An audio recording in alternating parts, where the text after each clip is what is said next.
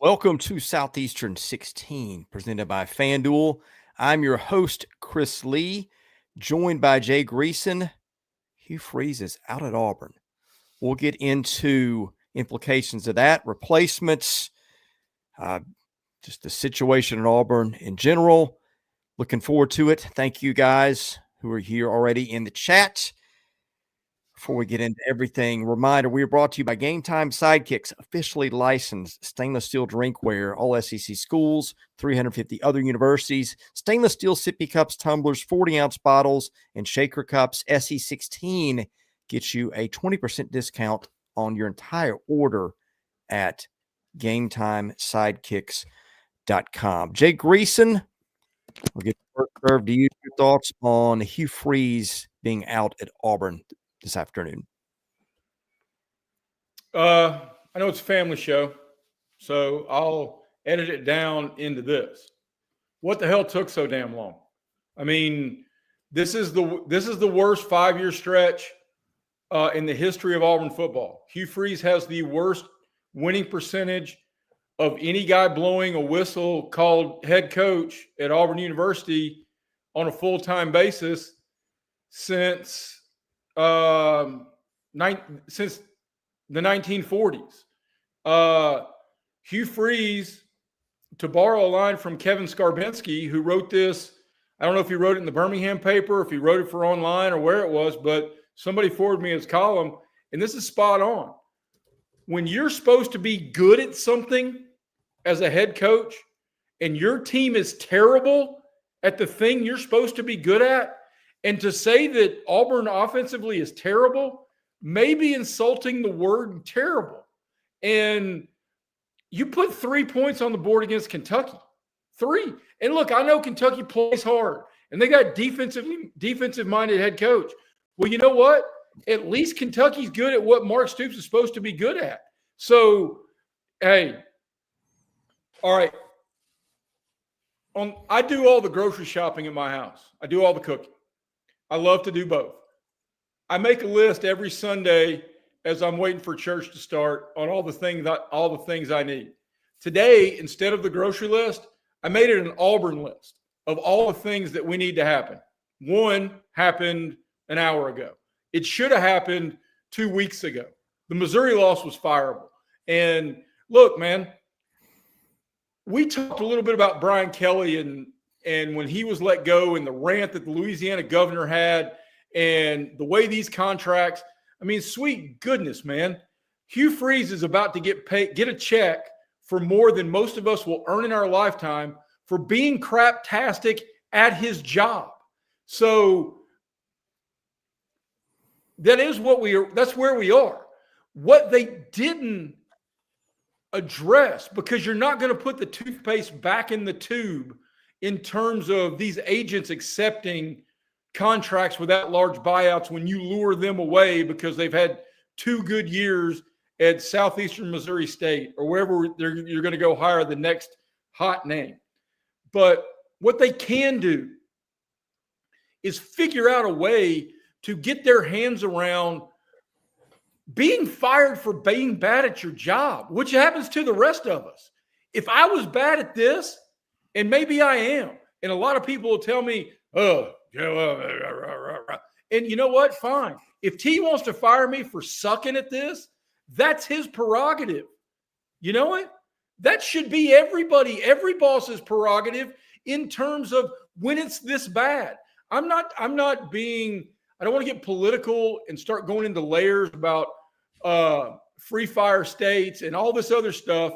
It is a serious conversation that when you are, I'm going to say it, Chris, when you're as shitty as Hugh Freeze has been, he's the worst in 75 years in Auburn, Alabama. And that includes Brian Harsin, who we thought was the worst in 100 years. So if you're going to honor buyouts, if you want to make a change because boosters don't like the guy or he's standoffish, Brian Kelly's got an argument about a buyout. He was 34-14. Hugh Freeze has got an argument that he barely deserves to pack his stuff in his office. Okay, that may have been my pregame rant. Well, yeah, I'm with you. I don't know what the number of buyouts paid to coaches just this decade are at the NCAA level, but it's got to be. I mean, it's well into 9 figures now. So there's that. But this was what I was told, and everybody's got different sources and different connections. And I guess last night people were saying he's going to get fired. I've got a guy that I know that's pretty well connected in those worlds. Said as of 7:30 this morning, he was not getting fired. Like I don't know what changed between now and then, or maybe what led to him maybe not be about to get fired. That's horrible grammar, but you know what I mean? I mean, that to me is a mystery.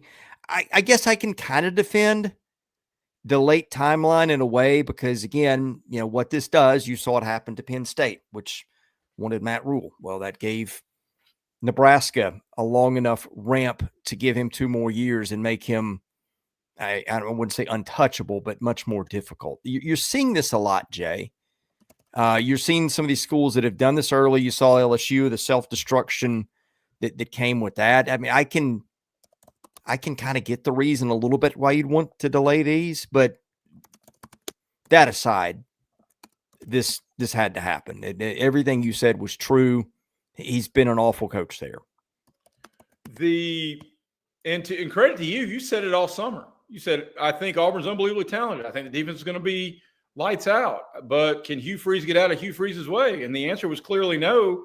And that was the look, man, I'm from the South, and we play cards at every family gathering everywhere, whether it's spades or hearts or rook or bridge or whatever else. But Hugh Freeze being Hugh Freeze was the rook card on everything Auburn tried to do this year. And I mean, I've seen a couple of folks throw around some stuff and in the chat, and we're going to get to as much as we can because we're going live. And I prefer to go live. I really do. I love the interaction. I think you guys are tremendous. And I love the back and forth because you bring up angles that maybe we have originally thought about, but in the back and forth that Chris have, we may skip over. I mean, back to my Auburn to-do list, number 2 is make certain that TJ Durkin is comfortable with whoever you hire next. I mean, TJ Durkin and that defense, dear Lord, man, they are one Gunnar Stockton bootleg if he had slid like he did against Florida and broke gamblers' hearts everywhere. Auburn's holding every SEC team to 17 points or fewer that they've played. Man. And they're 1-5. I was going to ask you the rest of the season, where does this go under Durkin? Obviously, they have some talent, but their offensive line couldn't block Kentucky all night, has had that problem in several games. Neither quarterback last night seemed to be the answer. I don't know how you score 3 points against Kentucky at home, but you do. Hugh Freeze has got plenty of blame in putting this all together, but do they get that dead cat bounce or whatever you want to call it after just being under different management? And look, Hugh Freeze had to be rubbing people the wrong way for a while. You had the Austin issue where your captain quits or gets kicked off, or whoever's version you want to believe. I don't know. Don't really care. It was just that was a bad sign right then and there. Does Auburn have better football in it just by changing coaches rest of the season? Without question. Because DJ Durkin's got to – I don't know if they may have formally announced this. It's been a – It is DJ Durkin. Is there any? And so they're going to be more committed to the run. And look, man, if this was year 1 and it was this bad, when you lose Connor Lew, who's going to be a first or second round offensive lineman pick. Jeremiah Cobb got injured yesterday. You're playing a true freshman running back from right there in Auburn who reclassified up. So you may, in Connor Lew's replacement and the Mapson kid, you probably got the 2 youngest players in Division I football playing center and running back. So that's not a recipe for success. but you still got 5-star future NFL dudes on the perimeter running patterns. And I don't know how many times I can say it until I'm no longer red in the face, that I actually get blue in the face, that I don't give a damn if there are 4 guys covering Cam Coleman. You need to come to the line of scrimmage and say, all right, this is Cam Coleman on 2, Cam Coleman on 2, everybody. And then get to the line of scrimmage and you throw the damn ball to the best player on the field. So it's not rocket science when you've got limited options. So, hey, Forrest David, great question. Who's the quarterback Saturday for Auburn? I hope they run the wing tee and it's Deuce Knight, to be quite honest, because it can't be any worse than what we've seen. I mean, you got 3 points against Kentucky, 3, and Ashton Daniels ran the ball okay, couldn't throw. Jackson Arnold still is a deer in headlights. And I think the Auburn family is collectively coming around to the point that we probably need to sign one of those giant cards to Peyton Thorne and say we're sorry, because all Hugh Brown, all the guys who've come and gone in this quarterback thing, the one common constant is Hugh bleeping Freeze. And Hugh Freeze is supposed to be an offensive guy, a quarterback guy. And so, I mean, look, Brian Harsin is worse than Hugh Freeze. Brian Harsin ran Bo Nix off, a legacy legend who was a first-round QB who helped elevate Oregon. So, look, but Hugh Freeze should have been fired 3 weeks ago. Hugh Freeze should have been fired before Brian Kelly. And I will say this, you and I had a bunch of conversations in the offseason about Fearless predictions. Do you remember me predicting more than 4 coaching changes in the SEC? Because we're at 4 I think we now. hit it. Yeah. Although I'm on a tangent. Maybe we're gonna have this conversation at the end of the show. I'm wondering if the SEC coaching carousel is going to slow down in terms of firings. Now, guys picking up and moving to different stops might be another one. Was listening to my friend Mike Bratton this morning. He says all his people are telling him Lane Kiffin is going to Florida. I'm paraphrasing Mike. Hope I'm not misquoting it, but that's what they think is going to happen. Of course, Lane Kiffin's wife was the son of, or the daughter of Lane Kiffin's ex-wife, who he's back with. Her father was John Reeves, legendary Florida quarterback. So they've got roots there. Of course, Lane Kiffin coached at Florida. So you got that one as one to watch. We're going to bring up names for this job. Clark Lee's name has come up in the chat. It has also come up on the list put out by ESPN. 3 guys, Eli Lederman, Max Olson, Adam Rittenberg. Their names were Jon Sumrall, who's on everybody's list. He's Tulane's head coach, Georgia Tech coach Brent Key, Missouri's Eli Drinkwitz, Vanderbilt's Clark Lee, Georgia's Glenn Schumann. Now, Clark Lee is a Vanderbilt alum, and Brent Key is a Georgia Tech alum. Guys are on a lot of people's lists right now. Those guys are having really, really good years. Well, you left a big one off. A big one. Well, there's more. That's just the 5 they had. But carry on. Well, any list, honestly, nationally, that does not include Rhett Lashlee is fraudulent. Even with the extension he signed this weekend. So, I mean, if you're going to pay people to go away, you're going to have to pay people to come. Okay. And in truth, do I think any of these next names, I make Nick Saban say no. I make Kurt Signetti say no. I don't care about the buyout anymore because, look, go get Yellowfella to sell more lumber and jack it up another $2 a square foot. So, yeah. Look, well, we got a lot of people picking coaches for Auburn. SC Scout guy, long timer here, says Mike Shula's available. Pretty sure that one's not going to be happening. Sam's trying to give Josh Heupel away. Sam, be careful what you wish for here. Don't think that's happening, but some names. Drinkwitz would be interesting. Friend of mine thinks he'd be very inclined to listen.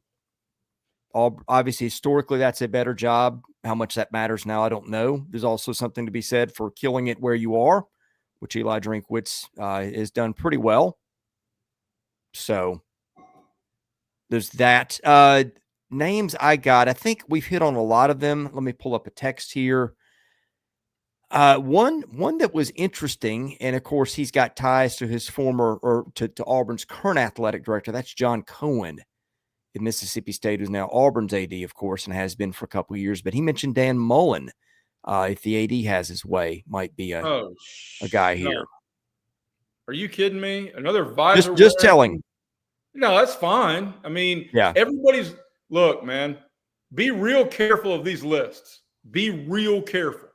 And I say that as a guy who is going to write a column tomorrow morning that's probably going to have a list of, I'm going to write it as a fan, as someone who, this is who I think Auburn should look at.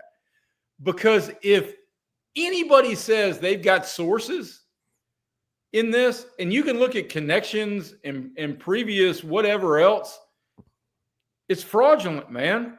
Fraudulent. Everybody's being played to some degree for somebody's agenda. Yes. I get it. That doesn't mean it's always untrue.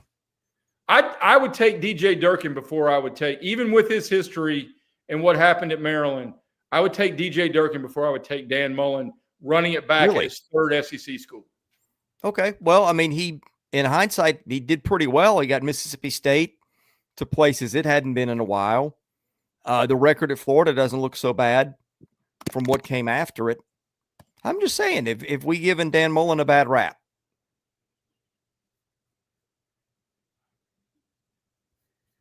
I don't think a guy who's made $100 million calling ball plays, I mean, he was good at Mississippi State as long as Dak Prescott was there. He was rather underwhelming at Florida, and I don't want to give a guy credit, just like I'm not giving Gus. I mean, Gus Malzahn, are we going to say Gus Malzahn should be hired for this? Because the decade after we fired Gus Malzahn at Auburn has been so abysmal. I mean, we're then going to give Dan Mullen credit that the following Florida ADs have made terrible hires. So, I mean, no, go win football games. Hey, I'll throw you one. Make Urban Meyer say no. And yes, I say that holding my nose, but dude wins everywhere. And you want to make a splash hire? Go hire Urban Meyer. Okay, I'm not going to turn this into a Dan Mullen discussion, but got to push back a little bit. What would you say would be a good record at Mississippi State over 9 years?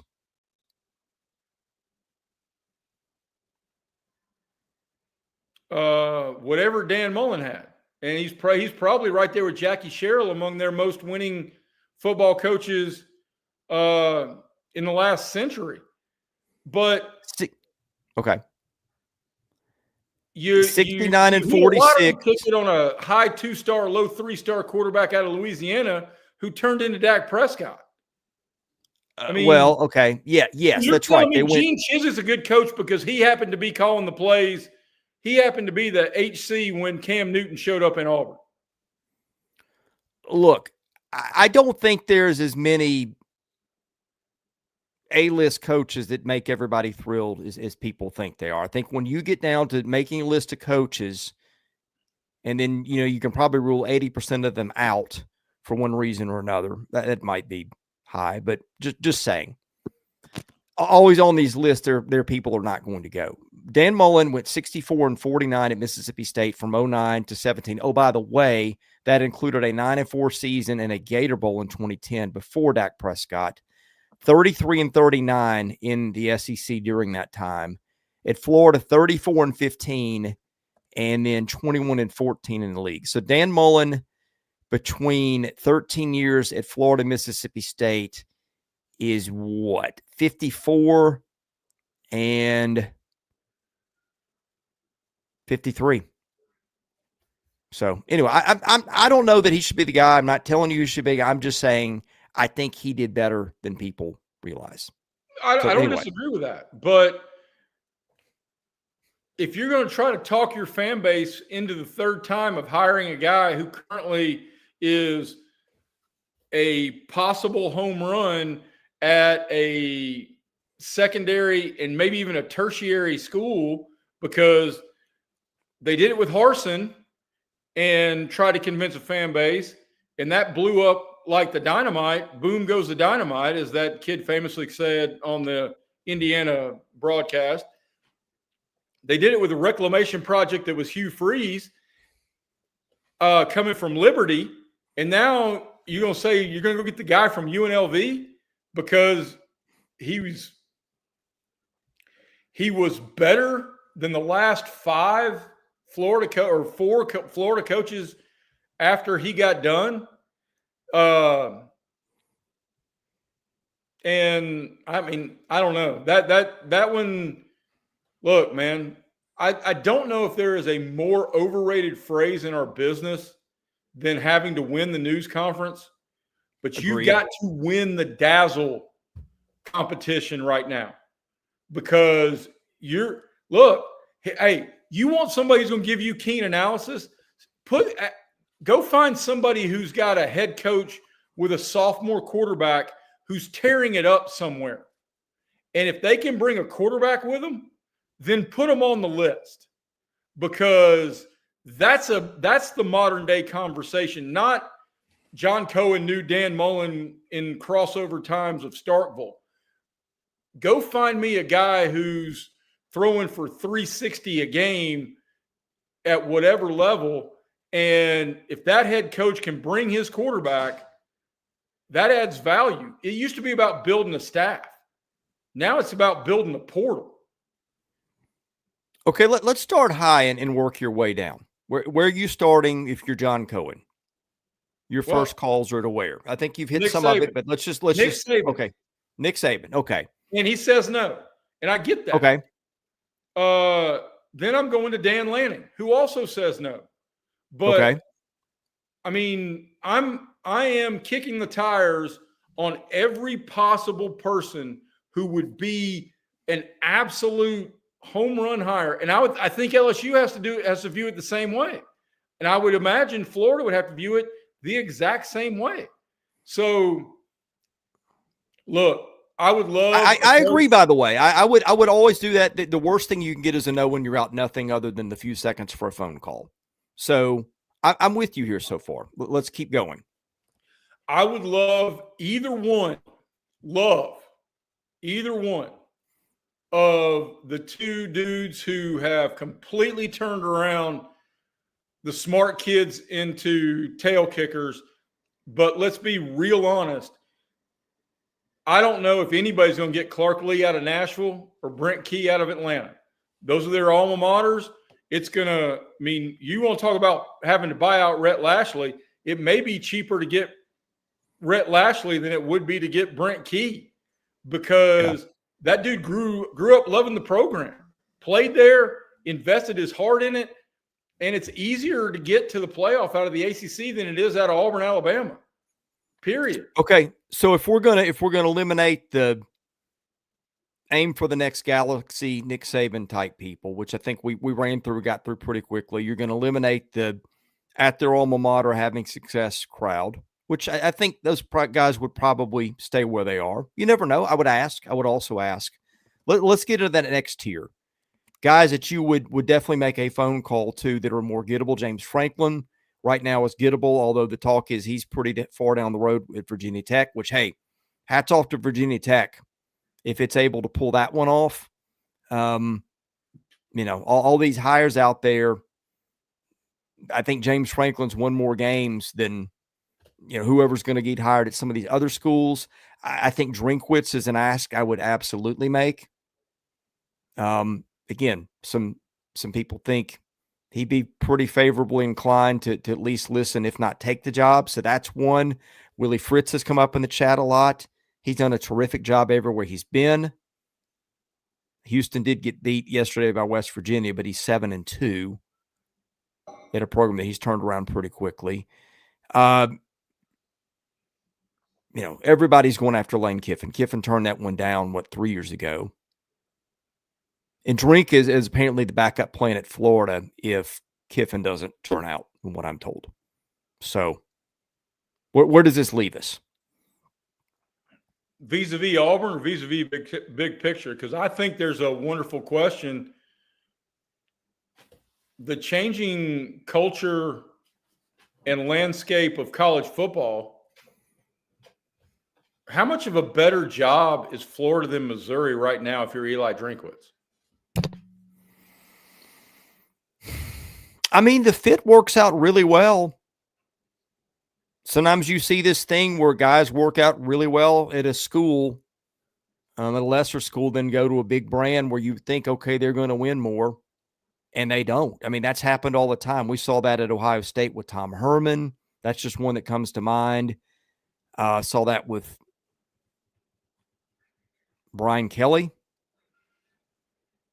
I mean, I guess LSU's a bigger brand than Notre Dame right now. They're both two pretty huge brands, but LSU, I think, is a better job, all things equal. Maybe not after the damage the governor's done. But my point is, a lot of these don't work out, man.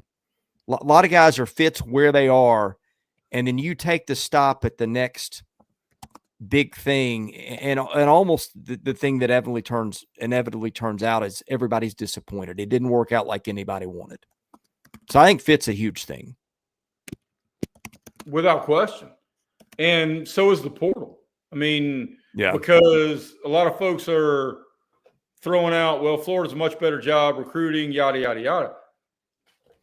The recruiting infrastructure doesn't matter anywhere close to as much as how good you are in the portal and what you can spend. And look, if Florida wants to be serious and pony up NIL money that is elite, okay. But you can't view this through, well, historically, Florida's a better program. Well, historically, Auburn's a better program than Florida. I mean, historically, UCLA is going to be in this conversation. The last 3 years have changed history. Yes. The new frontier is you've got to have vision as an AD when you're looking at candidates to hire that does not view, well, historically, we're the better program. Okay. God bless. I mean, historically, if we want to have that conversation, Army is a better program than Georgia. If we're talking historically, I mean, so I think we could rule out any history that predates the two of us. Let's make that a ground rule here. Okay. Then you start looking around and wonder if Oklahoma State's a better job than Mississippi. Yeah, that's one you. I don't believe that. I don't believe that. USC is a much better job than Georgia, and I damn sure don't believe that. Yeah. A couple more things. First of all, reminder, we're brought to you by our friends at Yearly Company, which is the place you need to go to get your Christmas shopping done. Nashville-based fine jewelry brand built on tradition and designed for meaning, each piece handicrafted from solid 14-karat gold and natural gemstones made to measure for a perfect fit, backed by a lifetime guarantee. Because every Yearly Company bangle is custom sized, knowing your size is the most important first step before ordering. That is where the sizing kit comes in. Code SE16KIT, KIT, get you 100% off your sizing kit at checkout. Also brought to you by ROKFORM, the world's strongest magnetic phone case. Extreme protection, super strong magnets, rock lock secure mounting. SEC25 gets you 25% off your entire order at ROKFORM, ROKFORM.com. I use them. Get the vent clip for your phone while you're at it too, and you can thank me for that one later. Okay, I'm thinking, to me, if Franklin is not too far down the road with Virginia Tech, that's an ask. People to put up Glenn Schumann in the chat, Georgia defensive coordinator. I feel like that one's fair that was on the ESPN list. Well, I'm going to interject on that. And sure. Look, Glenn Schumann is going to be an attractive name and probably will get a chance to be a head coach. But a lot of that's going to be on the success Dan Lanning's had. Okay. And I'll go you a step further, especially vis-a-vis the conversation that we're having about Auburn. Defense ain't the problem, bro. Don't go get somebody who's now going to retool a defense that ain't the problem. Go get somebody who's going to fix the offense. Is there another Curt Cignetti out there? I mean, I don't know. In truth, my details. Hey, that's a great name. Sam Smith just threw out a great name. Is it Alex Golesh? Yeah. Okay. I didn't see it, and he's right. I don't know why Alex Golesh isn't on more of these lists. He's right. I would absolutely call that guy. The and longtime contributor Sven, he sees one at Southern Miss. The dude who was at Marshall, who's come down to Southern Miss. Yeah, Charles very Huff, good in the portal. Done a great job. Look, here's the other part of that. In that conversation, we were talking about another Cignetti that somebody put in the chat. If you're playing at lower levels, you're seeing dudes who can really play, who you can go get in the portal. You may not have the SEC recruiting ties, but you want a quick turnaround? How did Cignetti do it? He portaled a ton of kids from FCS into Indiana, and the next thing you know, they're 9-0 for the next 2 years, and everybody's wondering who's going to be the next Indiana. I mean, he skipped a step. He went from being Cinderella to being an evil stepsister. I've got one name. I've never heard anybody mention this name.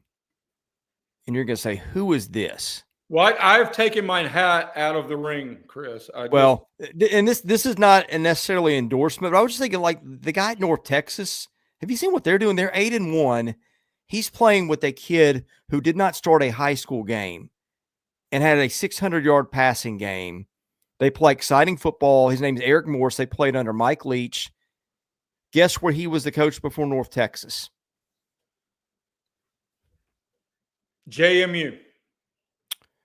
Lower profile, Incarnate Word, where he found guess who? Cam Ward. I'm just saying, every now and then you see guys like that. And I remember this was the case about 10 years ago. I was looking for, okay, who were basketball coaches on the come up? And I look up, and this place called Little Rock is having this unbelievable year. And they're coached by this guy named Chris Beard, who nobody's talking about. You know the rest of the story there. When someone brought up Cignetti in the chat, it just got me to thinking, are there guys like that out there that nobody's talking about? Because there always are. You just don't know who they are. Ed Meyer says Eric Morse is number one on Missouri's list of Drinkwitz. Okay, I didn't know Eric Morse was a name that people knew. Ryan Silverfield at Memphis is another name. A guy that's done a great job at Memphis too. So, yeah, I mean, I think there's going to be some of these coaches are going to end up getting jobs because the supply and the demand right now are completely out of whack in the coaching market. And we're not done.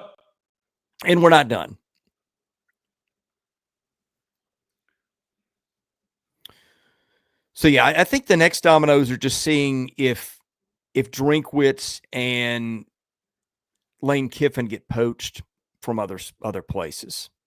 I think Drinkwitz has a chance to have wandering eyes more than, even with the Florida family ties, than I do Kiffin. Because playoff. That's playoff conversation, go late into the year. It is I mean, and the documentary that they did on ESPN, the E60 puff piece that they did on Lane Kiffin that really did not cover a whole lot of his transgressions other than his personal ones.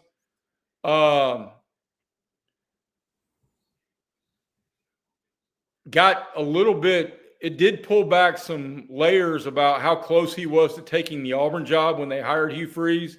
Yep. But now, I mean, I'm not going to say it's going to be as bad as Tommy Tuberville saying they're going to have to take me out of Oxford, Mississippi in a pine box when he left for Auburn. But he's now pledged his love 12 ways from Tuesday and his love for family and how happy they are in Oxford, Mississippi. I mean, I don't know. Yeah, I'm not as ready to pronounce Kiffin gone from Ole Miss as other people because we saw this before and eventually he didn't leave. Now, the variable now that's different is the ex-wife back in the picture and what his family does or doesn't want to do. So I still, I don't know. I'm not as sold that he's getting out there as other people, but that's not based on info either. It's just based on gut feeling. Here's another thing. Someone asked in the chat about other openings. I mean, right now, what UCLA's open, Penn State's open.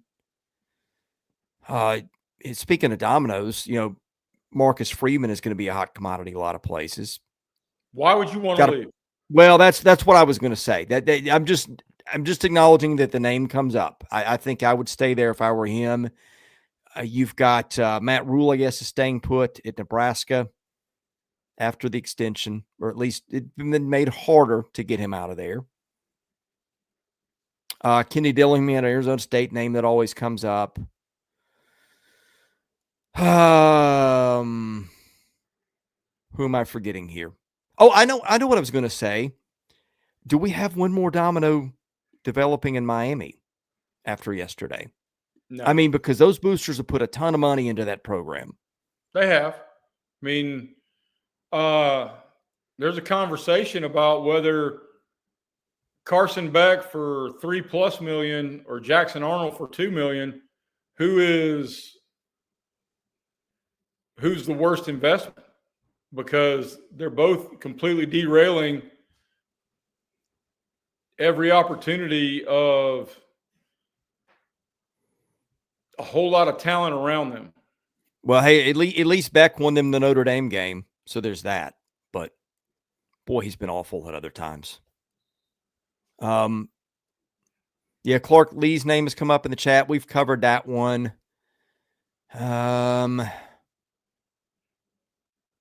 Yeah, Penn State's still open. I thought we mentioned that. Maybe we did not.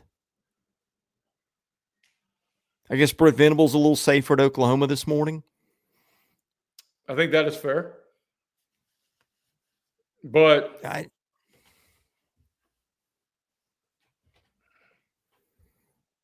the truth is,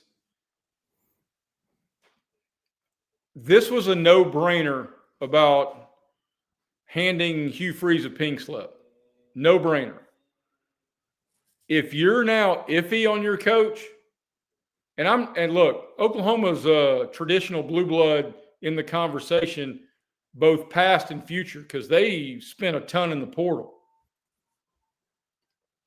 If you're iffy on your coach right now, don't you want to wait?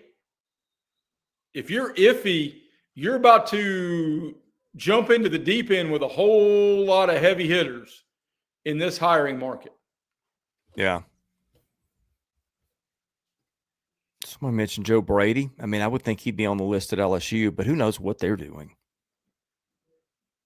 Florida State, another one. And the Norvell's buyout is massive. And Jay Programmer brings it up. Now, I don't think they part ways with Norvell, because that's like a Jimbo level buyout. Yeah, it's somewhere between 50 and 100 million, I think. I think Wisconsin will be open sooner rather than later. Yeah. Man, this is going to be a crazy, crazy offseason. I do wonder too, are you more inclined, if you're on the fence about making the move, between how difficult it is going to be to get a guy that is going to be one that you feel great about with some track record, and all the stuff with the portal and when that's going to be opening, and having guys in place to deal with that. I don't know, man. If I'm on the fence about firing a coach and I'm a Power 4 job, like Kentucky example, I think I'm just staying put with what I've got. No, maybe Kentucky would be a weird exception because some people think Jon Sumrall wants to go there anyway. Of all the places that are going to be suitors for Jon Sumrall, that's where he played. He's got ties there. It's a special place to him, which is a weird trump card for Kentucky to have, but maybe that's a factor in all this too. Well, and I think that is unbelievably fair, but I also, the powers that be at Kentucky, not to get too far off of the main conversation, have got to make certain that Stoops knows it's time, bro. It is time. And you've had an unbelievable career. Hell, we're going to put you in the Ring of Honor. It is time, because the high water feels of a big road SEC win to get you off the league schneid is not about you. It's about the disaster that Auburn is, right? I get it. I do. But guys still won a lot of games there. But I get that they're sick of him and ready to move on to anybody else. Anything else to add here, Jay Greeson? I like somebody threw in the late addition of Kenny Dillingham, because he's going to get a whole lot of folks kicking tires. Because even if the wheels come off with the Sun Devils, he's got the explainable out of his potential first-round quarterback being hurt. I don't know how many guys blowing whistles are better than Kyle Willingham, which he showed again. As Utah destroyed Cincinnati over the weekend, but I don't think he's leaving anywhere anytime soon. I think there are going to be any number of names that raise eyebrows, and I think we should all, regardless of your school, regardless of what you may or may not come into it with preconceived notions about, we got to go get this guy and that guy would be a home run. Look, a lot of people thought Hugh Freeze was a home run. Hell, there were a lot of folks who thought Brian Harsin was going to be a home run because of the success he had at Boise State. And again, to reiterate, this is the worst 5-year stretch in Auburn football history. And as I said early on in the chat, today's the biggest win for Auburn football of the season, period. And of course, as an Auburn graduate, I am fully expecting this to be completely mismanaged, and we end up with Bobby Petrino being the head coach. Does it help that John Cohen is running the place? I mean, he's a little bit of an outsider, or does that hurt? It probably hurts. Yeah. Has Auburn changed the mentality a little bit with the Auburn man stuff? Not among the fan base. I mean, I still call myself an Auburn man. There's not a lot of Auburn men out there who are qualified for this job, I don't think. No, I'm not talking about, like, I think that's more of an Alabama thing where they, for decades, did he coach for the Bears? Right. So, no. And you know what, Robert Smith, you're probably not wrong.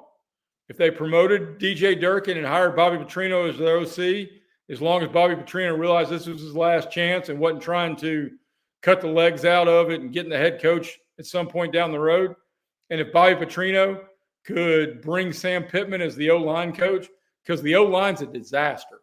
But if That's not a bad suggestion, SC scout guy. Tony Elliott's doing work at Virginia.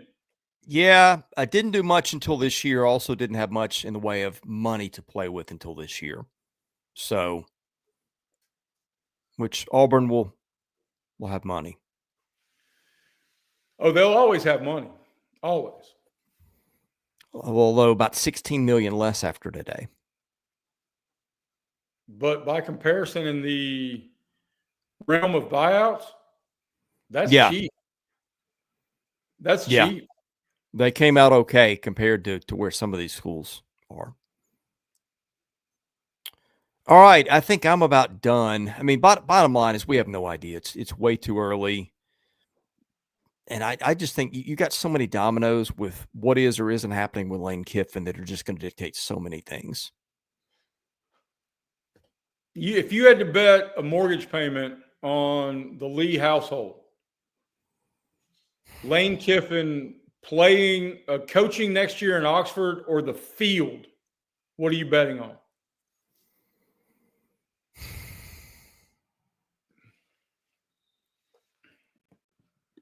My gut has been all along that he stays, but that's not based on a lot of information.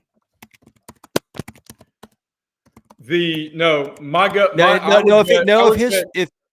Go ahead. I would bet that Lane Kiffin, regardless of, he's going to do it at a hell of a bigger price, but my bet would 100% be that he coaches in Oxford. Okay.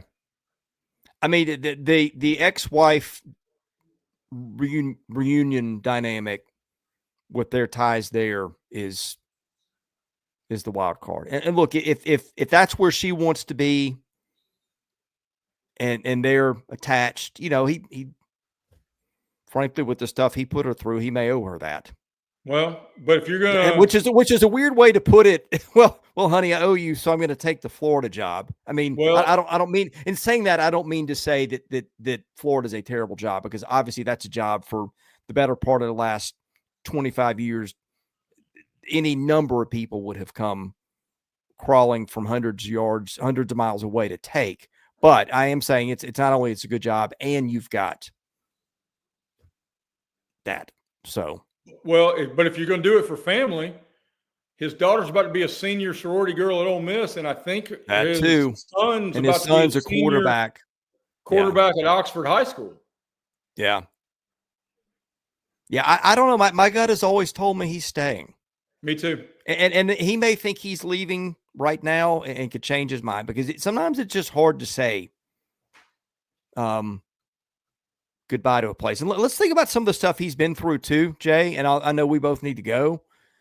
Lane Kiffin early in his career, there was the one and done at Tennessee. Then there was the on the tarmac firing with Southern Cal. He got fired. Did he get fired by the Raiders?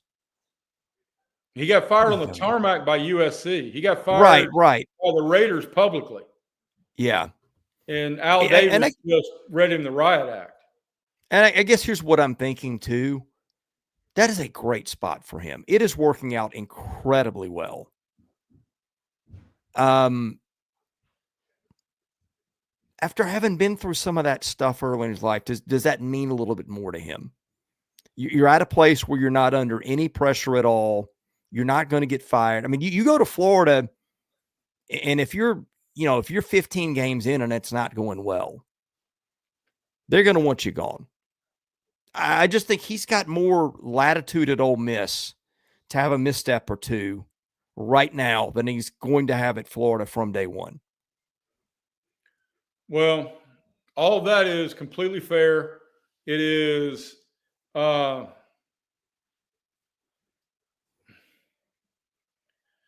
look, man, I mean, you get the landing zone of, if the Ferris State transfer quarterback doesn't work out, well, we still trust in Lane Kiffin. Right. And I don't know, it would really come off in a whole lot of ways of all of that E60, even if it's what his ex-wife, current squeeze, whatever their dynamic is. He pitched the last 15 minutes of that of that segment, that special, that this is about family and how he's redirecting it, that would all ring hollow to leave your daughter in Oxford and your son finish out his senior season with his high school football team. Yep. We'll see how it goes. Girl, anybody who goes after Shula, whoo! I mean, best of luck to you. There you go. I'm suspecting that's a South Carolina fan wanting to offload an offensive coordinator. Well, they've already offloaded the offensive coordinator. Yeah. Carolina did? Oh, yeah. Oh, did they fire him this morning? I'm pretty certain I saw that. Oh, okay. I had not caught up on that. Well, anyway. Yeah, hey, thank you guys for watching. We'll be back tomorrow morning with power rankings. We will have basketball coverage. Tomorrow is opening day in SEC Hoops, Jay Greeson. I know you knew that. And we'll have you covered there. We'll have you covered in football. We'll have the usual slew of predictions. We'll have the usual reactions. Everything that you come here for, we will be here for this week. Thank you to all you guys here in the chat. Saw a lot of regulars. Appreciate you guys being here on a Sunday afternoon. For Jay Greeson, I'm Chris Lee. God bless you guys. Have a great rest of the weekend. You've been watching Southeastern 16, presented by FanDuel.